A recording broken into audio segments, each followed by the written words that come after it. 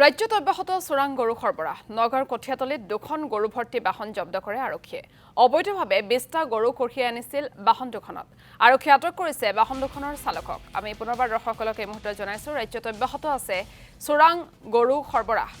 নগৰ কঠিয়াতলিত দুখন গৰু ভৰ্তি বাহন আৰক্ষীয়ে জব্দ কৰিছে অবৈধভাৱে 20টা গৰু কঢ়িয়াই আনিছিল বাহন দুখনত আৰক্ষীয়ে ইতিমধ্যে আটক কৰিছে বাহন দুখনৰ চালকক পৰৱৰ্তী আমি গাড়ী পাইছো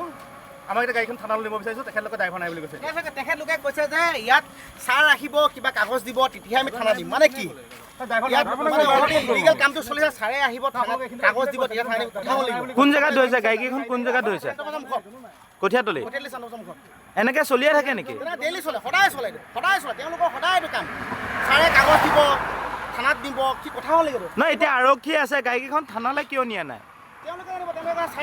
সেই বস্তুটো চাওক আমি সেই বস্তুটো বুজি পোৱা নাই তেখেতলোক আছে তেখেত থকা অৱস্থাত তেখেতে গাড়ীখন নিবৰ কাৰণে অসুবিধা কিয় পাইছে বুজি পোৱা নাই কিন্তু